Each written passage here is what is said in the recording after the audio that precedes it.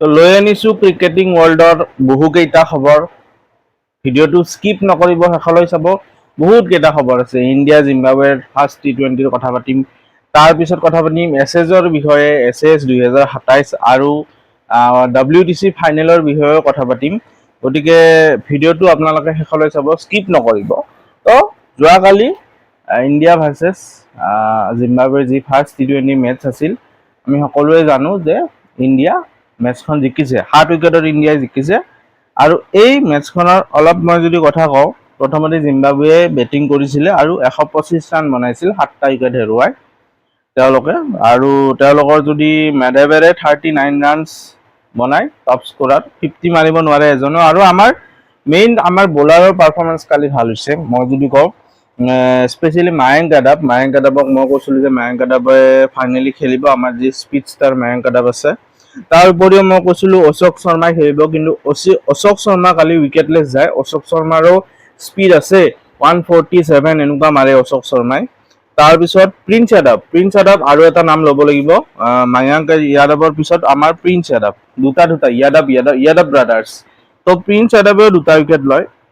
তো 4 অভাৰত 19 ৰান দি 2টা উইকেট লয়, আৰু মায়াংক যাদৱে 4 অভাৰত 18 ৰান দি 2টা উইকেট লয়। আৰু শিৱম দুবে আৰু ৰবি বিষ্ণয় এটা উইকেট লয়। এইখিনি হ'ল ইণ্ডিয়াৰ বলিং। যিহেতু টিমটোই আমাৰ যি চিলেক্টৰ্ছ বা আমাৰ কোচে য়ংষ্টাৰক চান্স দিছে বেছিকে, গতিকে এতিয়া গানছে আমাৰ মানে ছুপাৰষ্টাৰে টিমটো আগুৱাই লৈ যাব লাগিব, স্পেচিয়েলি T20 টিমটো। আৰু বেটিঙত যদি মই কথা কওঁ, সূৰ্যবংশী হেজ লেণ্ডেড। তো সূৰ্যবংশী কিমান দিনে কিয় লোৱা নাছিল, আগৰ চিৰিজত কিয় খেলোৱা নাছিল গম নাপাওঁ। সূৰ্যবংশী হয় ইংলেণ্ডৰ লগত অলপ ফ্লপ মাৰিছে, but finally his half century has come, বৈভৱ সূৰ্যবংশী। আৰু 18টা বলত 50 মাৰে। তো 15 বছৰ বয়সত এইটো এটা ধেমালি কথা নহয়। তো বৈভৱ সূৰ্যবংশী 4টা 6 4টা 4ৰ সেইত 50 মাৰে 18টা বলত। আৰু অভিষেক শৰ্মাৰ ফৰ্ম ৰিচেণ্টলি ইমান এটা ভাল দেখা নাই। অভিষেক শৰ্মাই 8টা বল খেলি 1 ৰান বনাই মাত্ৰ, আউট যায়। তো অভিষেক শৰ্মাৰ এনেকুৱা মানে সেই নহয়, নট হিজ টাইপ, এনেকুৱা টাইপৰ তেওঁ খেলা নকৰে। তেওঁ 8টা বলত লগা হ'লে 25-30 ৰান বনাই যোনটো প্লেয়াৰে। তো অভিষেক শৰ্মাৰ অলপ ডাউনফল চলি আছে। তাৰ উপৰি যদি মই কওঁ, ঈশান কিষাণে 35 ৰান বনায়, আৰু শ্ৰেয়াছ আয়াৰ কেপ্টেইনে 28 ৰান বনায়, তিলক বৰ্মাই 6 ৰান বনায়। আৰু মেটচখন 13 অভাৰতে খতম কৰি দিয়ে, 13 অভাৰ 2টা বলতে খতম কৰি দিয়ে, 3টা উইকেট হেৰুৱাই। গতিকে ইণ্ডিয়াৰ কাৰণে এটা বুষ্ট, এটা পাৰফৰ্মেঞ্চ বুষ্ট হ'ব, এটা নিজৰ মানে যোনটো কনফিডেঞ্চটো বুষ্ট হ'ব এই মেটচখনৰ পৰা। কাৰণ এখন জিকিলে, প্ৰথম মেটচখনে যেতিয়া চিৰিজটো জিকে, সেই টিমটো অলপ ৰিলেক্স হৈ থাকে, ৰিলেক্স ফিল কৰি থাকে, কনফিডেঞ্চ হাই থাকে। এতিয়া বাকী দুখন মেটচত চাব লাগিব কেনেকুৱা কামবেক কৰে। বাকী ব্লেছিং মুজাৰামানীয়ে 2টা উইকেট লয়। তাৰ উপৰি ৰিচাৰ্ড এণ্ড গাৰাবাই পুৰা মাৰ খায়, 2 অভাৰ 2টা বলত 30 ৰান খায়। বাকী উইকেটলেছ, বাকী ক'বলগীয়া নাই। এতিয়া চাব লাগিব নেক্সট T20 দুখনত কি হয়। তো এইটোতো হৈ গ'ল আমাৰ ইণ্ডিয়া ভাৰ্চেছ জিম্বাবৱেৰ কথা। এতিয়া আহি গ'লো এছএছৰ কথা, যে এছএছ 2027ৰ স্কেডিউল মুকলি হৈছে। ক'ত হ'ব আমি আহকচোন চাই লওঁ। আপোনালোকক মই খবৰটো দিওঁ যে এছএছ যোনটো চিৰিজ মানে ৱৰ্ল্ড কাপতকৈ ডাঙৰ ইংলেণ্ড আৰু অষ্ট্ৰেলিয়াৰ কাৰণে, তো এই দুটা টিমৰ কাৰণে ইংলেণ্ডৰ ৱৰ্ল্ড কাপতকৈ ডাঙৰ বুলি কোৱা হয় এছএছক। গতিকে সেই এছএছৰ যি সূচী ওলাইছে ফিক্সাৰ্ছ, তো ফিক্সাৰ্ছটো আমি চাই লওঁ কাৰ লগত। তো প্ৰথম মেচ আৰু 2027ৰ যি এছএছ হ'ব, সেই এছএছ ইংলেণ্ডত হ'ব। কৈ দিছোঁ মই আপোনালোকে জানে চাগে, এবাৰ ইংলেণ্ডত হয়, এবাৰ অষ্ট্ৰেলিয়াত হয়, আকৌ ইংলেণ্ডত হয়, অষ্ট্ৰেলিয়াত হয়। লাষ্টবাৰ অষ্ট্ৰেলিয়াত হৈছিল, এইবাৰ সেইকাৰণে ইংলেণ্ডত হয়। আৰু অষ্ট্ৰেলিয়াত হ'লে উইণ্ডোটো থাকে ডিচেম্বৰ জানুৱাৰী, আৰু আমাৰ যি ইংলেণ্ডত হ'লে সময়সূচীটো জুলাই আগষ্ট এনেকুৱাকৈ থাকে। তো যিয়ে নহওক, এতিয়া কৈ দিওঁ যে প্ৰথম মেচ এছএছৰ আৰম্ভ হ'ব 22 জুনৰ পৰা, 22 জুন 2027। এইখন মেচ হ'ব 18 জুন 18 জুনৰ পৰা 22 জুনলৈ হ'ব প্ৰথম মেচখন এছেজৰ নাটিংহামত হ'ব, নাটিংহাম। তো নাটিংহাম জেগাটোত হ'ব। আৰু ছেকেণ্ড টেষ্টখন হ'ব 30 জুনৰ পৰা 4 জুলাইলৈ লণ্ডনত হ'ব। তো আমি জানো যে এছেজত টোটেল 5খন টেষ্ট থাকে আৰু এই টেষ্টকেইখন WTCৰ চাইকেলত মানে ইনক্লুড থাকিব। তো প্ৰথম মেচ হ'ব 18 জুনৰ পৰা 22 জুন, ছেকেণ্ড টেষ্ট হ'ব 30 জুনৰ পৰা 4 জুলাই লণ্ডনত, থাৰ্ড টেষ্টখন হ'ব 8 জুলাইৰ পৰা 12 জুলাইলৈ বাৰ্মিংহামত হ'ব। তাৰপিছত যদি মই কওঁ 21 জুলাইৰ পৰা 25 জুলাইলৈ ফ'ৰ্থ টেষ্ট হ'ব চাউদাম্পটনত, আৰু ফিফ্থ টেষ্ট লাষ্ট টেষ্টখন হ'ব 29 জুলাইৰ পৰা 2 আগষ্টলৈ লণ্ডনত এগেইন। তো এইটো হ'ল এছেজৰ ফিক্সাৰ্ছ। তো আমি দেখা পাম ডাঙৰ ডাঙৰ প্লেয়াৰ, পেট কামিন্স হওক, স্কট বলান হওক, মিচেল ষ্টাৰ্ক হওক, এইফালে জফ্ৰা আৰ্চাল হওক, জো ৰুড হওক, হেৰি ব্ৰুক হওক, স্মিথ হওক, তো সকলোকে আমি দেখা পাম। মে বি বহুতৰে লাষ্ট টেষ্ট চিৰিজ হ'ব পাৰে দুইটা টিমৰে। গতিকে এক্সাইটিং এছেজ ক্ৰিকেট বুলি ক'লে মানে পিক। তো এইটো হ'ল এছেজৰ সময়সূচী। এতিয়া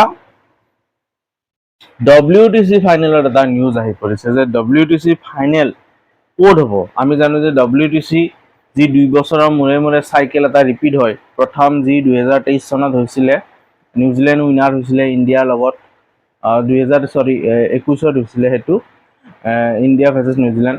তো নিউজিলেণ্ডে জিকিছিলে। তাৰপিছত 2023 আকৌ ইণ্ডিয়া অষ্ট্ৰেলিয়া হ'ল, য'ত অষ্ট্ৰেলিয়াই জিকে। ইণ্ডিয়াই দুবাৰ ফাইনেল পায়, প্ৰথম দুবাৰে হাৰে।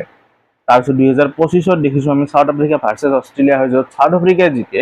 আৰু এইবাৰ 2027 কি হ'ব, এতিয়াতো মেটচ চলি আছে। মেটচবিলাক চালে অষ্ট্ৰেলিয়া টপত আছে, চাউথ আফ্ৰিকা ছেকেণ্ডত আছে, আৰু নিউজিলেণ্ডে থাৰ্ড পজিশ্যনত আছে বৰ্তমান। ইণ্ডিয়াৰ অৱস্থা বৰ্তমান WTC চাইকেলত বেয়া, আৰু ইণ্ডিয়াৰ কাৰণে ৰুটটো টাফ আছে এইবাৰ, ৰাস্তাটো টাফ যে ইণ্ডিয়াই ফাইনেল পাব, কাৰণ ষ্ট্ৰং প্ৰতিদ্বন্দ্বী আছে। তো কঠিন ৰাস্তা ইণ্ডিয়াৰ কাৰণে। যিয়ে নহওক, WTC ফাইনেল যি হ'ব, আমি জানো ইয়াৰ আগত 3বাৰ WTC ফাইনেল লৰ্ডছত হৈছে, ইংলেণ্ডৰ লৰ্ডছ ক্ৰিকেট গ্ৰাউণ্ডত। কিন্তু প্ৰথমবাৰৰ কাৰণে এইবাৰ গ্ৰাউণ্ডখন বদলোৱা হৈছে। এইবাৰ হ'ব দ্য কিয়া অভেলত। তো কিয়া অভেলত হ'ব এইবাৰ লণ্ডনত, আৰু 9 জুনৰ পৰা 13 জুনলৈ খেলোৱা হ'ব। 2027 9 জুনৰ পৰা আৰম্ভ হৈ 13 জুনলৈ থাকিব এই মেটচখন।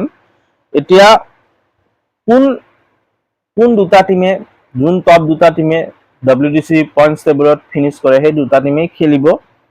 বাৰু যিয়ে নহওক, WTC ফাইনেল। আৰু বহুতে কৈ আছে যে WTC ফাইনেল কিয় অকল ইংলেণ্ডতে হয়, বেলেগতো ট্ৰাই কৰিব লাগে। আমাৰ ইডেন গাৰ্ডেনছ আছে বা মেলবৰ্ণ ক্ৰিকেট গ্ৰাউণ্ড MCG আছে। যিয়ে নহওক, দেখা যাব সময়ত যে ইংলেণ্ডৰ পৰাও বাহিৰত যাব পাৰে WTC ফাইনেল। নিউট্ৰেল ভেন্যু ৰাখে জেনেৰেলি WTC ফাইনেল। আৰু বহুতে কয় যে WTC ফাইনেল এখন মেটচেৰে কেনেকে 2 বছৰৰ মানে কষ্ট ডিচাইড কৰিব পাৰে, গতিকে এটা চিৰিজ টাইপ হ'ব লাগে। তো সেইটোও বহুতে মানে আইডিয়াটো দিছে, ছাজেশ্যনটো দিছে, বহুত এক্সপাৰ্টেও কৈছে। এইটো হয় কথাটো, 2 বছৰ খেলি খেলি এখন মেটচতে আপুনি উইনাৰ হ'ব নে লুজাৰ হ'ব ডিচাইড হৈ যাব। এটা চিৰিজ টাইপ হ'ব লাগে। তো দেখা যাওক ইমপ্লিমেণ্ট কেনেকৈ কৰে, বহুত কথা বাৰ্তা চলি আছে। আৰু তাৰপিছত আৰু এটা নিউজ আহিল যে বাংলাদেশ টিমৰ, যে বাংলাদেশে 17 বছৰৰ পিছত ইংলেণ্ডত টেষ্ট খেলিব। তো এই টেষ্টখন এখনে টেষ্ট মেচ হ'ব। 17 বছৰৰ পিছত বাংলাদেশে ইংলেণ্ডত গৈ খেলিব। 2027 চনত এই মেচখন হ'ব। 28 মে'ৰ পৰা 1 জুনলৈকে হ'ব লৰ্ডছত। তো বাংলাদেশ টিমৰ কাৰণে এটা সুখবৰ যে লৰ্ডছ ক্ৰিকেট গ্ৰাউণ্ডত খেলিবলৈ চান্স পাব বাংলাদেশ ক্ৰিকেট টিমে। গতিকে এটা সৌভাগ্যৰ বিষয়, যোনে চান্স নাপায় লৰ্ডছত খেলিব। আৰু লৰ্ডছত খেলা মানে হোম অফ ক্ৰিকেট, বহুত ডাঙৰ কথা। গতিকে বাংলাদেশ টিমৰ কাৰণে সুখবৰ। আৰু তাৰ উপৰি যদি মই কওঁ, ব্লেক কেপছ আমাৰ নিউজিলেণ্ড টিমৰ সময়সূচী, মানে যি ইংলেণ্ড টুৰ আছে লিমিটেড অভাৰ্ছত, ইংলেণ্ড টুৰৰ কাৰণে এখন ফিক্সাৰ্ছ ওলাইছে। নিউজিলেণ্ডে তাত লিমিটেড অভাৰ্ছ খেলিব, ক্ৰিকেট খেলিব, যে 3খন T20 আৰু 5খন ODI মেচ খেলিব তেওঁলোকে। তো ইংলেণ্ডত খেলিব, আৰু 8 ছেপ্টেম্বৰৰ পৰা খেলিব এইটো বছৰৰ। আৰু মেচ শেষ হ'ব 25 ছেপ্টেম্বৰত, ফাইনেল ODI হ'ব। তো 8 ছেপ্টেম্বৰৰ পৰা ফাৰ্ষ্ট T20 মেচ, T20 3খন খেলিব 12 ছেপ্টেম্বৰলৈ। তাৰপিছত 5খন ODI মেচ খেলিব 14 ছেপ্টেম্বৰৰ পৰা 25 ছেপ্টেম্বৰলৈ। তো এইখিনি হ'ল আজিৰ all over the cricketing world update. গতিকে কেনেকুৱা পাইছে আপোনালোকে জনাব, যদি ভাল পাইছে আপোনালোকে কমেণ্ট কৰি জনাব। এনেকুৱা টাইপৰ ভিডিঅ' আৰু বনাম, আৰু মই একেলগে 3-4টা ভিডিঅ' বনোৱা নাই, সেইকাৰণে আপোনালোকে যাতে এটা ভিডিঅ'তে গোটেইখিনি বস্তু পায়, গোটেইখিনি খবৰ পায়, সেইখিনি এটাই ভিডিঅ' বনাইছোঁ।